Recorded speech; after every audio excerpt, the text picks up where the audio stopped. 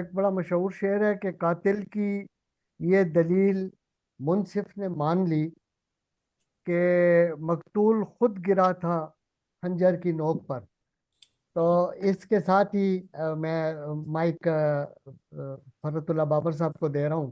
کہ وہ اپنے ذریع خیالات کا اظہار فرمائیں. جناب فرت اللہ بابر صاحب. شکریہ جی، بہت مہربانی. سب سے پہلے تو میں آپ کو، طاہر عباس صاحب کو، سیف اللہ سیفی صاحب کو، افضال انقلابی صاحب کو،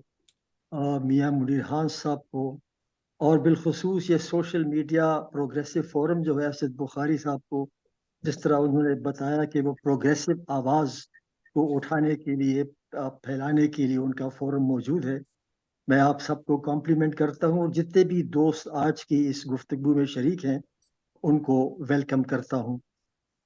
دیکھیے، آپ نے بڑا درست کہا کہ جو آج کا جو یہ موضوع ہے ڈسکشن،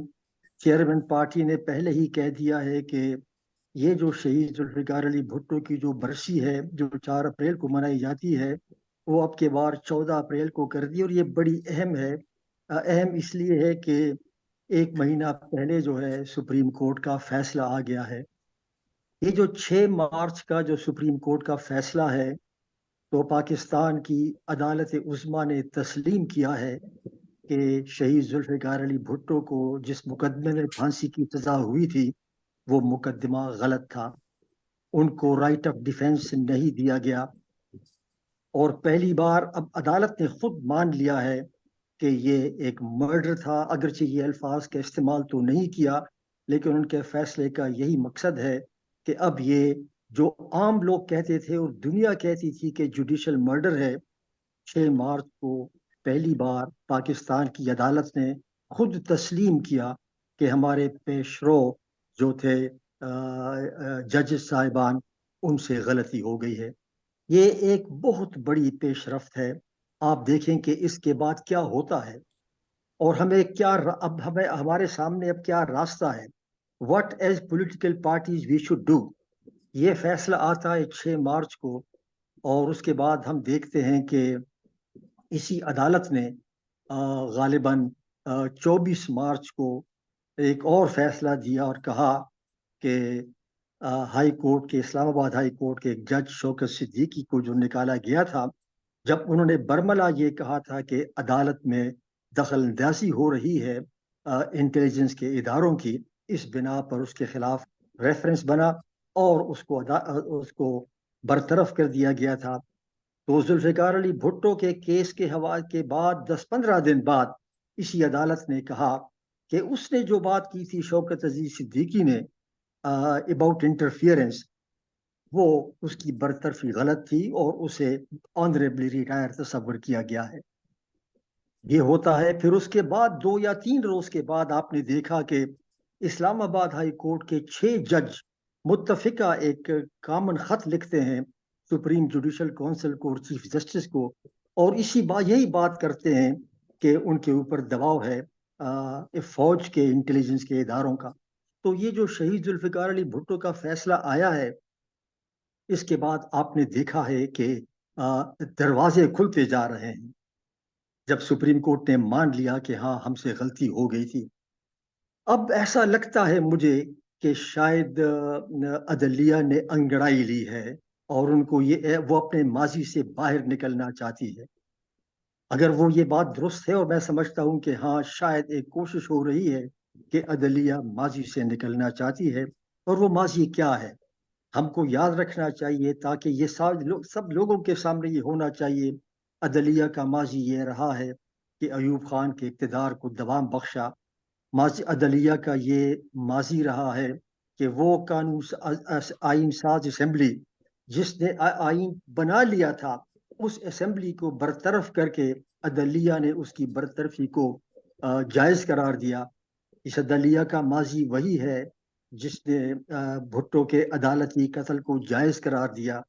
اب اس سے انکار کر رہے ہیں. یہ عدلیہ وہی ہے جب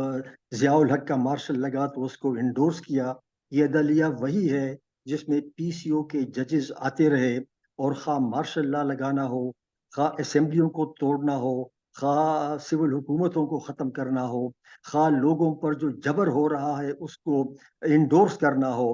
اس تمام کاموں میں عدلیہ نے بدقسمتی سے ساتھ دیا ہے۔ اور پھر ایسا بھی دور آیا ہے کہ 1990 میں شہید بے نظیر بھٹو کی گورنمنٹ جو تھی اس کو بھی برطرف کیا گیا، اور اس کے بعد بہت کچھ ہوتا رہا۔ اور یہ بھی آیا، ہم نے دیکھا کہ ایک ایسا بھی وقت تھا کہ ایک چیف جسٹس نے ایک ملٹری ڈکٹیٹر کو 3 سال کی ایکسٹینشن بھی دی، اور اس کے بدلے میں خود اس کو 3 سال ملے بحیثیت چیف الیکشن کمشنر کے۔ اور ہم نے یہ بھی دیکھا کہ اسی عدلیہ نے انڈورس کیا ہے کئی اور ایسی چیزوں کو، فوجی ڈکٹیٹر کو وردی میں انتخابات کا وغیرہ وغیرہ۔ تو اب اگر عدلیہ واقعی اپنی ماضی سے چھٹکارا حاصل کرنا چاہتی ہے اور اپنی ماضی سے اپنے آپ کو ڈسوسیٹ کرنا چاہتی ہے، تو ہمیں اس کو ویلکم کرنا چاہیے۔ میں اس کو ویلکم کرتا ہوں، لیکن اس کو ویلکم کرنا صرف جو ہے وہ کافی نہیں ہوگا۔ وہ کافی اس لیے نہیں ہے کہ اگر عدلیہ نے یہ پہلا قدم اٹھایا ہے، اس کو منطقی انجام تک پہنچانے کے لیے لازمی ہے کہ ریاست کے دوسرے جو ادارے ہیں وہ بھی اپنی غلطیوں کا اعتراف کریں اور ان غلطیوں کے ازالے کے لیے اپنی سمت کو درست کریں۔ اور وہ جو 2 ادارے میں سمجھتا ہوں جن کو اب سمت کی درستی کی ضرورت ہے، وہ ایک فوج ہے، افواج پاکستان ہے، اور دوسرا خود سے سیاسی جماعتیں ہیں، ان کو بھی اپنی سمت جو ہے درست کرنی ہوگی۔ اب سے تھوڑی دیر پہلے اسد بخاری صاحب نے بڑا درست کہا کہ ایشو جو ہے وہ سول ملٹری ریلیشنز کے اندر جو امبیلنس ہے۔ اس سے پہلے اپنا مشتاق لاشاری صاحب نے بھی کہا کہ فوج کی جو ہیجمنی ہے وہ ختم کرنی ہوگی۔ فوج کی ہیجمنی کو ختم کرنا، سول ملٹری امبیلنس کو درست کرنا۔ آج ہم جس ذوالفقار علی بھٹو شہید کی برسی بنا رہے ہیں، انہوں نے یہ خود کہا تھا، اپنی کتاب میں لکھا ہے، اور لوگوں کو وارن کیا ہے، فوج کو وارن کیا ہے۔ وہ ان کا کہنا تھا کہ جب فوج بہت زیادہ طاقتور ہو جائے تو پھر 3 ممکنہ نتائج سامنے آتے ہیں۔ ایک تو یہ ہے کہ اپنے وجود کو برقرار رکھنے کے لیے، اس کو جائز قرار دینے کے لیے، اپنی اس طاقت کو جواز بخشنے کے لیے ان کو اپنی سرحدیں ایکسپینڈ کرنا پڑتی ہیں، تاکہ وہ بتا سکیں کہ چونکہ ہماری سرحدیں ایکسپینڈ ہو گئی ہے تو ہمارا وجود جو ہے لازمی ہے۔ ذوالفقار علی بھٹو نے کہا کہ 20ویں صدی میں یہ تصور کہ کوئی فوج اپنے ملک کی ریاست کی سرحدوں کو بڑھا دے گی، یہ ناممکن ہے۔ دوسرا انہوں نے کہا کہ اگر آپ اپنی سرحدیں نہیں بڑھا سکتے تو پھر وہ جب فوج زیادہ طاقتور ہوگی اور زیادہ مضبوط ہوگی تو پھر دوسرا راستہ یہ ہے کہ وہ خود سوچے اس بات پر اور اپنے آپ کو محدود کر دے۔ اپنی جو بڑھتی ہوئی طاقت ہے، جو ڈیموکریسی اور پولیٹیکل اداروں پر حاوی ہو رہی ہے اور ان کے بیلنس کو تباہ کیا ہے، اس امبیلنس کو دور کرنے کے لیے ذوالفقار علی بھٹو نے کہا تھا کہ دوسرا طریقہ تو پھر یہ ہے کہ فوج خود اس بات کو محسوس کرے اور اس احساس کے بعد اپنی طاقت اور اپنی ایکسپینشن کو محدود کر دے، کم کر دے۔ بھٹو صاحب نے کہا کہ مجھے افسوس کے ساتھ کہنا پڑتا ہے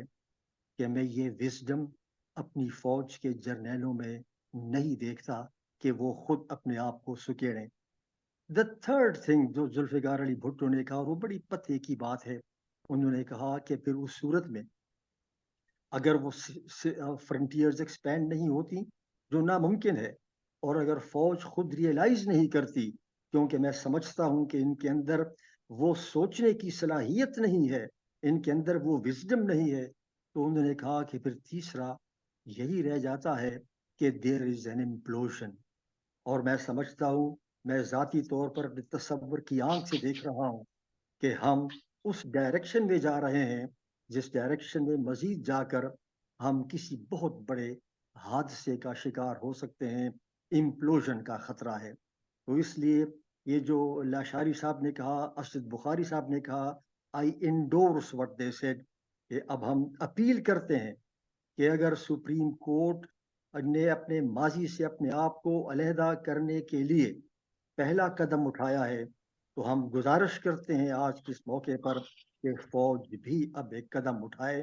اور اپنی اس بڑھتی ہوئی جو طاقت ہے، جس کی وجہ سے دوسرے ڈیموکریٹک جو انسٹیٹیوشنز ہیں وہ سکڑ کر رہ گئے ہیں، ان سے پسپائی اختیار کرے۔ اور ہاں، میں یہ بھی کہنا چاہتا ہوں میرے دوستوں کہ سیاسی جماعتوں کا بھی فرض ہے، یہ صرف عدلیہ کا نہیں ہے، یہ صرف فوج کا نہیں ہے، سیاسی جماعتوں کو بھی اپنے گریبان کے اندر جھانک کے دیکھنا ہوگا۔ اگر ہم جمہوریت کی بات کرتے ہیں اور اگر ہم سول ملٹری امبیلنس کو درست کرنے کی بات کرتے ہیں، اگر ہم ہیجمنی ختم کرنے کی بات کرتے ہیں،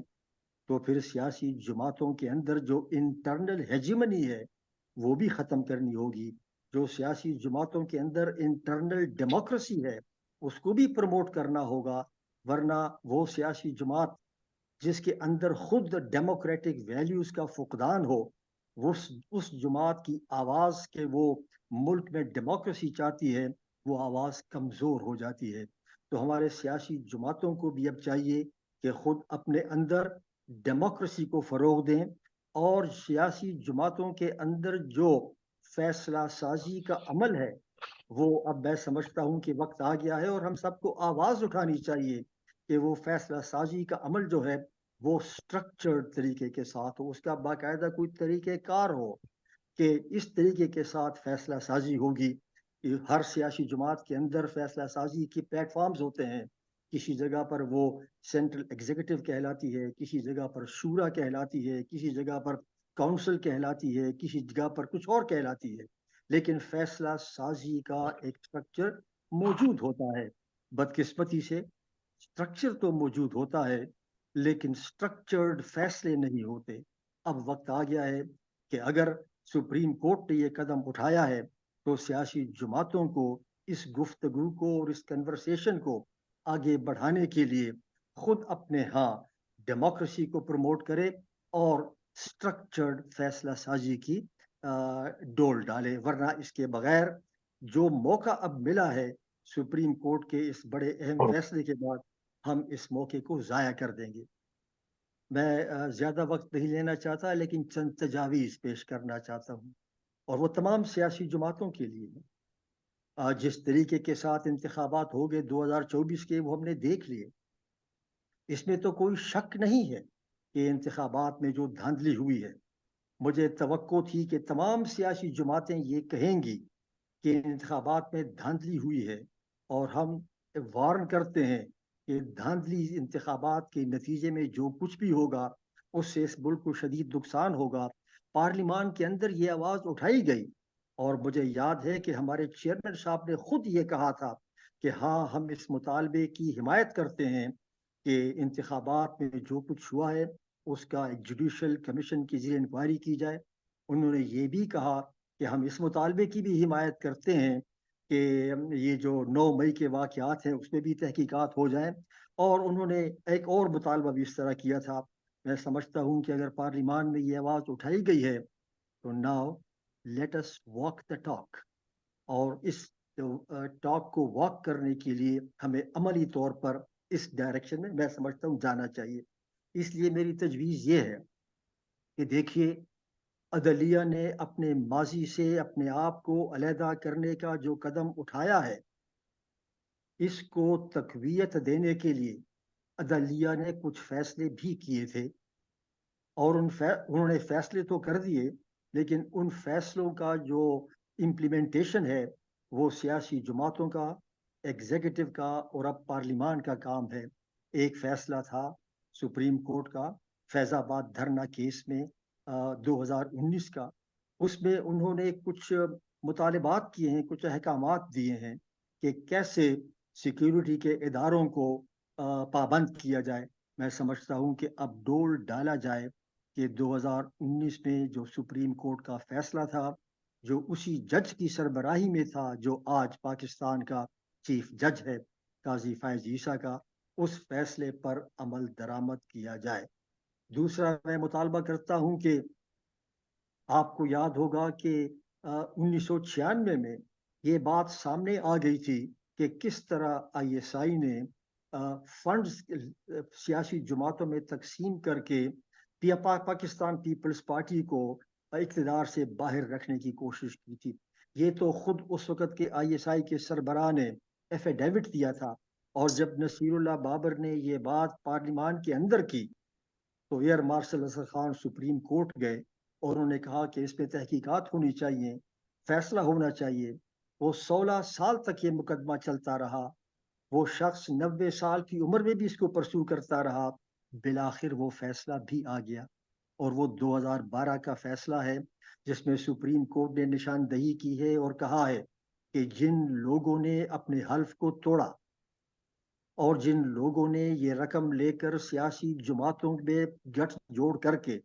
ایک مخصوص سیاسی جماعت کو اقتدار سے علیحدہ رکھنے کی کوشش کی، تو انہوں نے کوئی